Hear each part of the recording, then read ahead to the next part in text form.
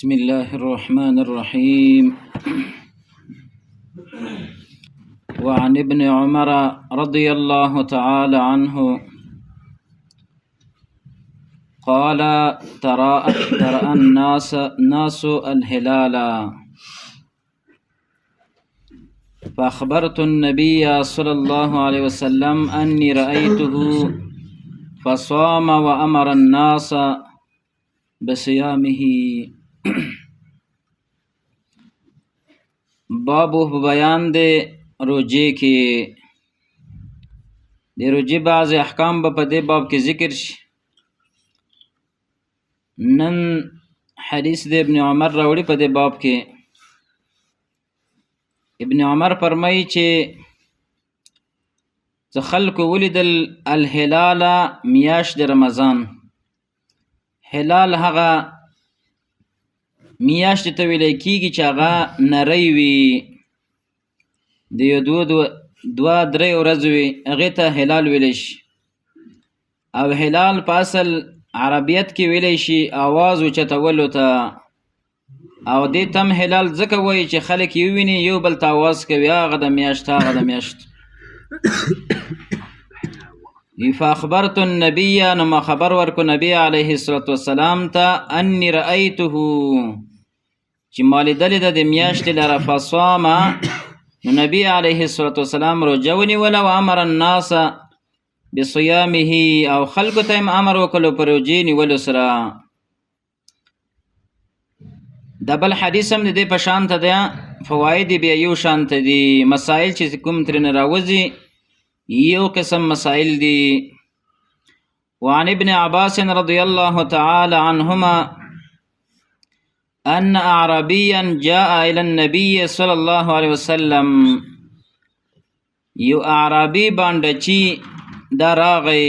اعرابي چاته ویل کی چې په اطراف کې وسیږي، څوک ورته باندچی وي څوک ورته اطرافي وي.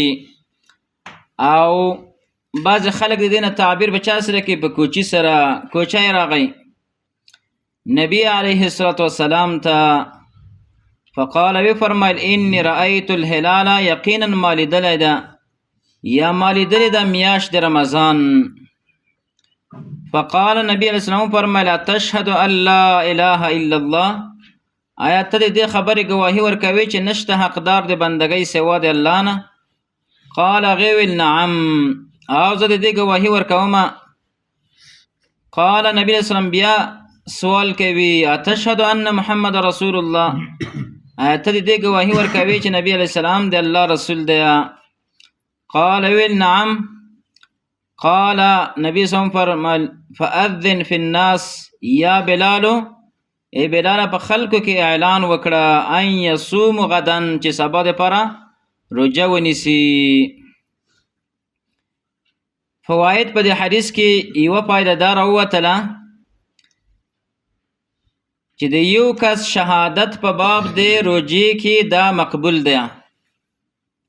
یو سړي روژه میاشت د رمضان ولیدله او حاکم ته خبر ورکلو، حاکم ته. نو حاکم به نه وایي چې ته دوه کسان باید تاسو وایي، نه د یو کس شهادت او گواهی په باب د روژې کې قبوله ده. دا یوه فایده د حدیث نه راووتله.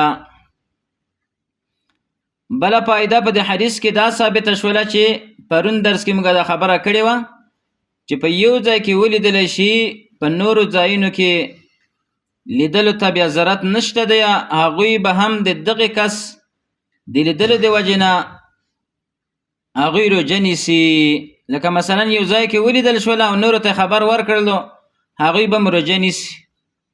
اختلاف د ته مسله د اختلاف د مطالعو ویلی شي، فقهي کتابونو او دارنګه د حدیثو په رڼا کې اختلاف د مطالعو، نو هغې ته اعتبار نشته. دلته تاسو وګورئ اعرابي میاشت لیدلې د نبی علیه الصلاة والسلام نه ده لیدلې، او نبی علیه الصلاة والسلام ته خبر ورکړلو، نبی علیه الصلاة والسلام په هغې باندې عمل وکړو. صحیح ده، ته گواهی صحیح ده، خپله هم روژه ونیوله او نورو ته هم امر د روژې وکړلو. نو دا مسله ثابته شوله. بله مسله د حدیث نه دا ثابته شوله چې ګواهي د هغه سړي قبوله ده چې هغه مسلمان وي، د کافر ګواهي نه قبلېږي. د دې وجې نه نبي علیه السلام د ده نه پوښتنه د چا کړې ده؟ د کلمې طیبې کړې ده. او بله پایده د حدیث نه دا ثابته شوله چې دغه کس به چې څوک شهادت او ګواهي ورکوي دا به بالغ انسان وي، عاقل به وي، بالغ به وي، لیونی به نه وي، ماشوم به نه وي، بلکې عاقل بالغ انسان به وي، شهادت یې بیا مقبول دی. بله مسله دا ثابته شوله چې هر کله یو کس ولیدله او امیر ته خبر ورکړل حاکم ته، نو په امیر او په حاکم باندې لازم ده چې د خبر اشاعت وکړي، د دې دپاره چې خلک په دې باندې خبر شي او هغوی روژه ونیسي. نو حاکم دپاره دا لازم او ضروري ده چې هغه به خبر چاته ورکوي؟ رعیت ته ورکوي. لکه څنګه چې اسلامي دولتونه هغوی دا کار کوي. په اسلامي دولتونو کې په مختلفو طریقو باندې اعلانونه وشي. مثلا مخکې به د راډیو په شکل باندې و، راډیو به وه، بیا د هغې نه وروسته تلویزیون به و، او اوس فیسبوک دی او نور شیونه دي، مختلفې آلې د میډیا دي، نو په هغې کې اعلان کېدلی شي. نو په حاکم باندې لازم ده چې هغه د دې خبرې څه وکړي؟ اعلان وکړي او رعیت ته خبر ورکړي. بل حدیث راوړي وعن حفصه ام المؤمنین رضی الله تعالی عنها ان النبي صلى الله عليه وسلم من لم يبيت الصيام قبل الفجر، چا چې نیت ونه کړلو د روژې مخکې د سهار د صبح صادق راختلو نه مخکې، فلا صیام له، نشته د هغې دپاره روژه، د هغې روژه نه ده صحیح. په بل روایت د دارقطني کې راځي لا صیام لمن لم یفرضه، نشته دا روژه د هغه چا چې هغې نه وي فرض کړي، من اللیل د چا نه؟ د شپې نه، په ځان باندې نه وي فرض کړي. بل حدیث راوړي وعن عائشة رضی الله تعالی عنها قالت فرمایي دخل علی، داخل شلو نبی علیه السلام په ما باندې، علی النبی، دخل علی النبی، داخل شلو په ما باندې نبی علیه الصلاة والسلام ذات یوم، یو ورځ، فقال فرمایل هل عندکم شیء، آیا تاسو سره څه شی شته؟ د خپل اهل بیبي نه پوښتنه وکړه څه شی شته د خوراک چې وی خورو؟ قلنا موږ به وویل نشته دي داسې شی. قال فرمایل فإني اذا صائم، نو زه یم روژهدار په دغه وخت کې، بس زه روژه یم، کور کې به څه نه و چې وخوري. ثم اتانا یوما آخر، بیا راغی ورځ نبی علیه السلام، فقلنا موږ ورته وویل اهدی لنا حیسن، هدیه کړه شوی زموږ دپاره حلوا، یعنی چا حلوا را لېږلې ده. فقال نبی علیه السلام فرمایل ارینیه، ما ته راوښایې که نه. فلقد اصبحت صائما، یقینا ما سبا کړی دی چې زه روژهدار ومه. فاکله، نو د هغې نه خوراک وکړل، روژه یې ماته کړله. دلته په دې حدیثونو کې بعضې ښکلي مسایل هغه دا دي. یوه مسله د حدیث نه دا ثابته شوله چې د فرضي روژې دپاره به سړی نیت کوي، د چا نه؟ د شپې نه. نیت د روژې دپاره او د هر عمل دپاره دا واجب او فرض دی، دا مسله یاد لرئ.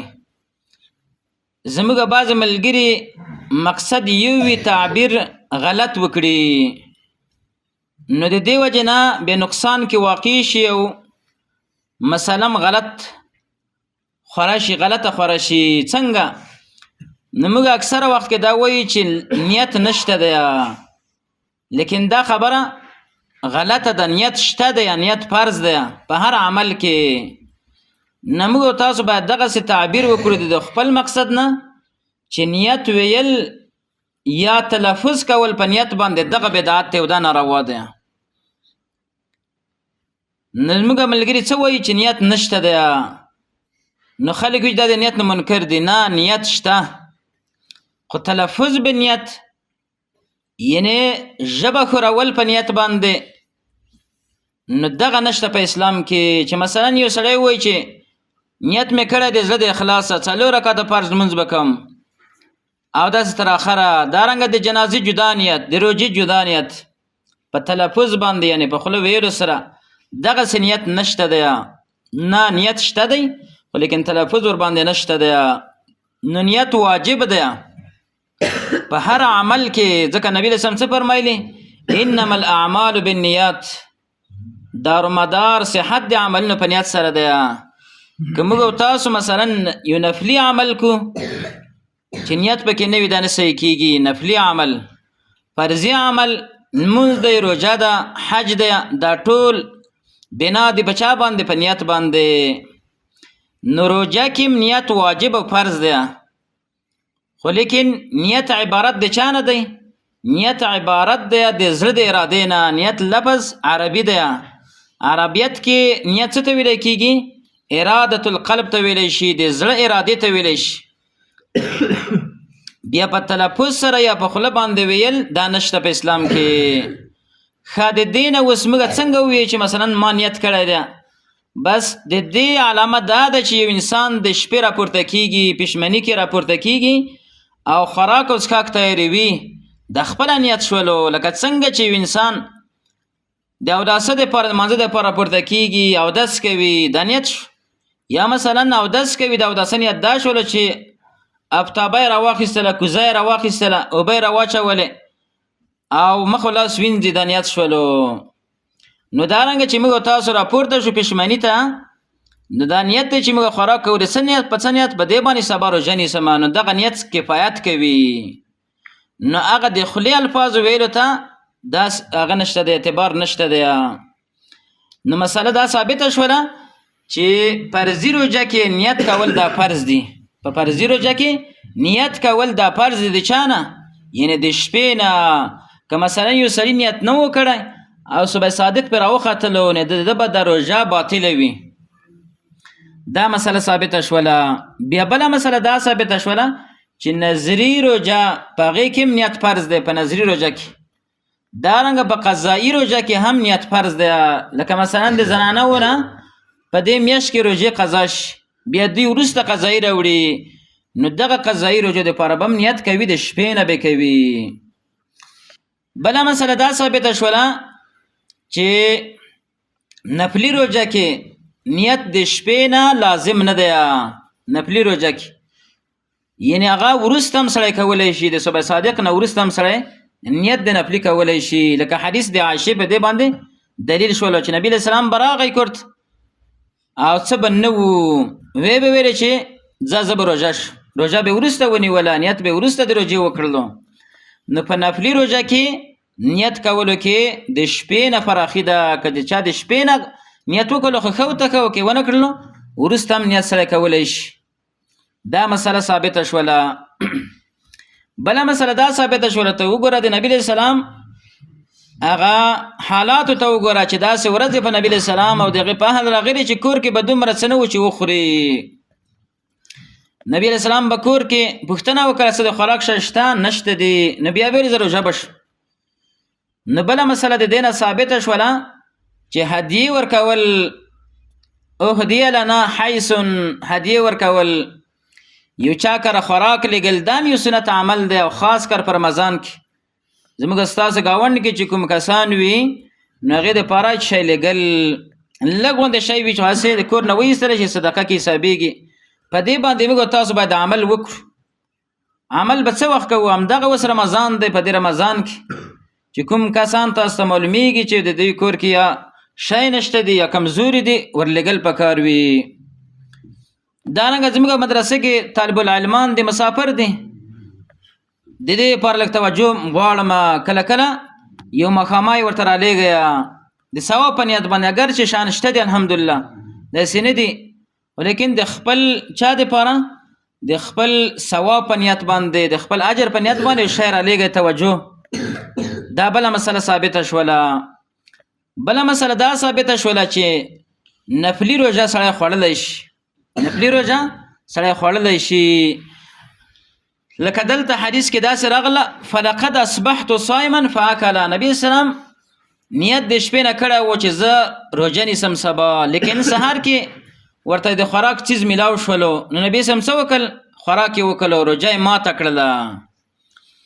د دې حدیث نه یوه بله ښکلې مسله دا ثابتېږي چې نفلي روژه دې ماته کړله، بیا په تا باندې واجب نه ده چې بیرته به ته همدغه روژې قضایي راوړې. لکه دغه مسله ګوره زموږ په دې ملک کې خوره شوې ده چې کله د یو عمل شروع کړو نفلي، نو هغه د مات کړلو بیا به بیرته د هغې قضایي راوړې وي. سنت د شروع کړل 2 رکعت او مات یې کړل، دا به بیرته قضایي راوړې. دارنګه د قربانۍ په باره کې خبره کېږي. یو سړي وي قرباني اخیستې ده او غریب سړی دی، پیسې ډېر په تکلیف پیدا کړي دي، په باندې واجب نه وه او د اختر په بیګا باندې قرباني څه شوه؟ مړه شوه یا وتښتېده ورکه شوله، نو اوس به وي سبا دپاره قرباني ضرور او لازم اخلي. دا مسله اشتباه ده. دارنګه د روژې په باره کې چا نفلي روژه ونیوله او ماته یې کړله، مخکې خو واجب نه، اوس به واجب شو. دا مسله د علماو په هغه کې داسې وي چې لازم النفل بالشروع وی، لازم کېږي نفل په چا سره؟ په شروع سره، لیکن دا مسله خطا ده. او دارنګه وي روژه د نیولې وه ماته د کله نفلي، نو سبا دپاره لازم ده چې ته به دا روژه نیسي. دا مسله اشتباه ده نه. نبی علیه السلام روژه نیولې ده او ماته کړې ده، بیا یې روژه نه ده راوړې، قضایي د هغې نه ده راوړې، نو دا مسله ثابته شوله. الله سبحانه وتعالی دې موږ تاسو ته په دین باندې بصیرت را نصیب کړي. وبالله تعالی التوفیق.